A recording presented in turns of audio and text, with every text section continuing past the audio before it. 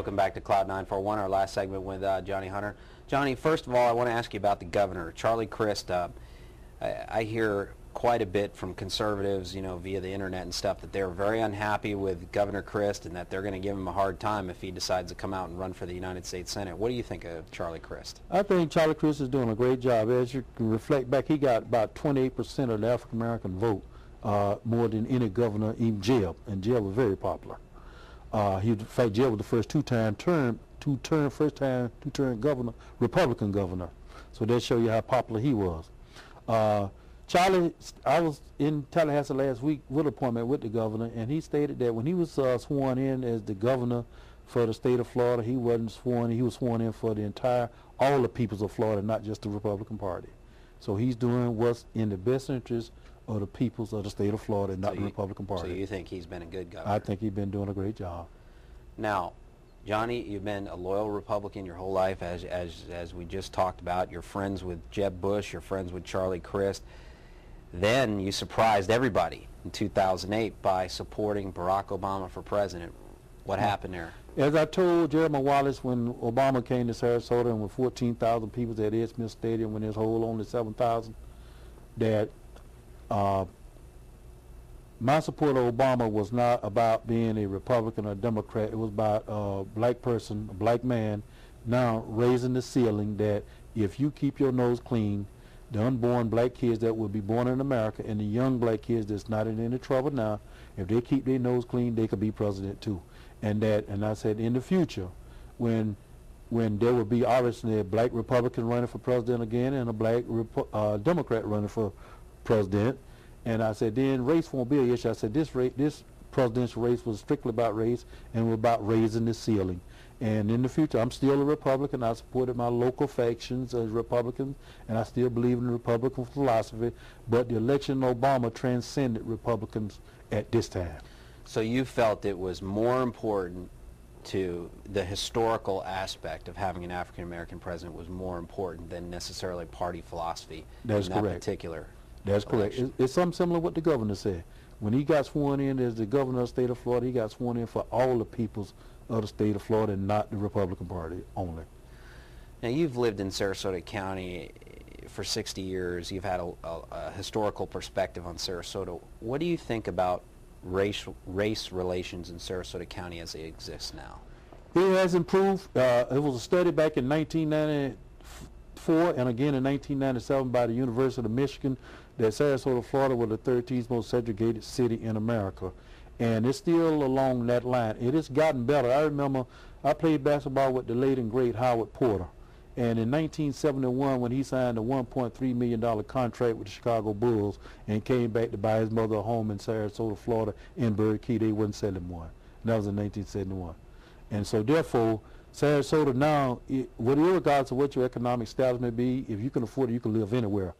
Back then, so we're not as bad as it used to be. But I'm very hopeful that it's not good as it's going to get. But it's still along the racial line, and hopefully that we're making strides, but we're not all the way there yet. Carolyn Mason last year became the first person to get elected in a county-wide election to the county commission. Yes. First African-American woman, I should say. Did you think that was a significant election? Yes, it was. I knew the Republican Party got behind Carolyn, and I knew with that support that she would probably win. And in fact, like I said, we made strides. We have the first black city manager for the city of Bradenton. We have the first black county commissioner. We have a black person that's the executive director of the Sarasota County Area Transit Authority. And we have a black lady that's in charge of the communication department for the county of Sarasota. So we're making strides, but we're not all the way there yet. There's also a gentleman who's pretty high up in the school board as well, I think. Yes. Yeah. So we're making strides, but we still got a long way to go. Maybe some of that had something to do with your newspaper. Almost definitely. We Tempo opened up this community. Now, it's always been a lot of good people who were striving to try to help us get where we needed to be, but they needed an avenue in which to get to. And the previous newspaper, the Bulletin, wasn't opening up at the time. In fact, I'm getting ready to celebrate 50 years of publishing the black newspaper in Sarasota and Manatee County, because the late William Fred Jackson started the Bulletin in 1959. He started Tempo in 1987, and I've been taking it for the last 19, 20 years. So this September I will celebrate 50 years that his legacy has started publishing the black newspaper in Sarasota and Manatee County. Plus, I even now have an office in Manatee County. Okay, Johnny. Yes. Thanks for coming on the show. We appreciate it. All right. Now it's time for our Weasel of the Week.